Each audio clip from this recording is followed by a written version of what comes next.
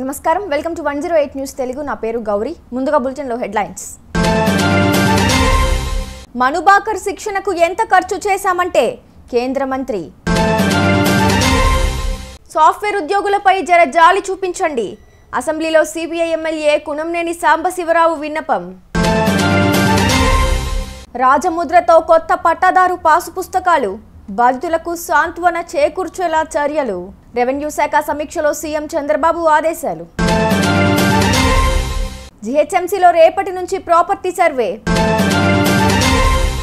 ఇక్కడ కూడా ఓ లుక్ వేయండి ఆమ్రపాలికి hero Rajasekhar special request Manu Bhaker శిక్షణ కోసం ప్రభుత్వం దాదాపు 2 కోట్ల రూపాయలు ఖర్చు పెట్టింది శిక్షణ కోసం జర్మనీ స్విట్జర్లాండ్కు పంపించాం ఆమెకు కావాల్సిన కోచ్ను నియమించుకునేందుకు అవసరమైన ఆర్థిక సాయం అందించాం జాతీయ అంతర్జాతీయ పోటీల్లో అత్యుత్తమ ప్రదర్శన కనబరిచే ఆటగాళ్లందరికీ ఇదే విధంగా తోడ్పాటును అందిస్తున్నాం పారిస్ ఒలింపిక్స్లో ఇతర భారత క్రీడాకారులు కూడా గొప్పగా రాణిస్తారు అని మంత్రి ఆశాభావం వ్యక్తం చేశారు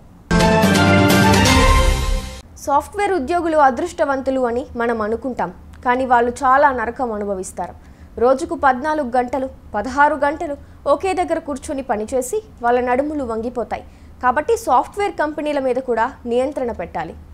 సాఫ్ట్వేర్ బాగుంటుందని మనం అనుకుంటాం సాఫ్ట్వేర్లో పనిచేసే పిల్లలు అదృష్టవంతులని మనం అనుకుంటాం వాళ్ళు చూస్తున్నంత నరకం నాకు తెలుసు కాబట్టి చెప్తున్నాను 14 గంటలు 16 గంటలు వాళ్ళు పనిచేస్తున్నారు అధ్యక్ష వాళ్ళపైన నియంత్రణ లేకపోతే సాఫ్ట్వేర్ అంటే కేవలం డబ్బులు ప్రభుత్వానికో లేకపోతే ఆ కంపెనీ యజమానులకో డబ్బులు రావటం ఆ పిల్లలకు కూడా కొద్ది రోజులు వస్తాయి జీతబత్యాలు తర్వాత ఇక వాళ్ళ నడువులు ఇరిగిపోతాయి చేయలేరు బయటకు వచ్చి ఏరే పని చేయలేరు దీనిపైన ఒక సిస్టమ్ పెట్టి ఒక నియంత్రణ పెట్టకపోతే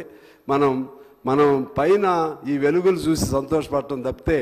లోపల పరిస్థితులు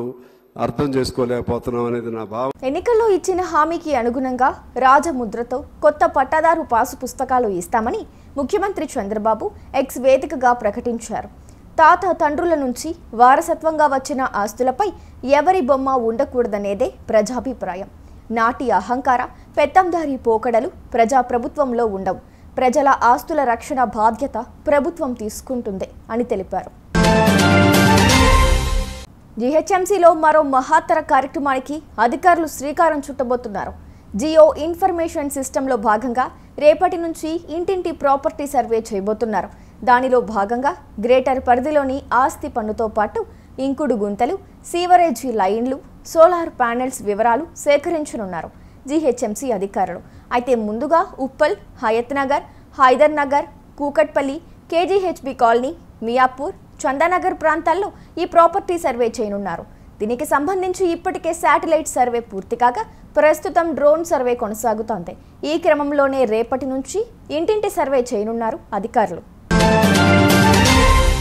హైదరాబాద్లో ఎడతెరిపి లేకుండా వానలు పడితే నాలాలు ఉప్పొంగి ఇళ్లను ముంచేస్తాయి అయితే నాలాల్లో వరద ప్రవాహానికి చెత్త చెదారం తట్టుకుని రోడ్లపై ఉన్న మ్యాన్ హోల్స్ ఉప్పొంగుతూ రోడ్లపైనే దుర్గంధం అంతా విస్తరిస్తూ ఉంటుంది ఈ సమస్యతో వాహనదారులే కాదు ఆ ప్రాంతంలో నివసిస్తున్న స్థానికులు కూడా తీవ్ర ఇబ్బంది పడుతుంటారు అచ్చంగా అదే ఇబ్బందిని ఎదుర్కొంటున్నారు hero Rajasekhar Jubilee Hills road number 70లోని Ashwini హైట్స్లో drainage leak సమస్య చాలా రోజులుగా ఇబ్బంది పెడుతోంది ఈ లీకేజీ సమస్య గురించి చాలాసార్లు అధికారుల దృష్టికి తీసుకెళ్లినప్పటికీ చర్యలు తీసుకోవడం లేదు సమస్యకు సత్వర పరిష్కారం చూపించండి అని కోరుతూ రాజశేఖర్ ట్వీట్ చేశారు ఈ ట్వీట్ను జీహెచ్ఎంసీ మేయర్ విజయలక్ష్మితో పాటు జీహెచ్ఎంసీ కమిషనర్ ఆమ్రపాలికి కూడా రాజశేఖర్ ట్యాగ్ చేశారు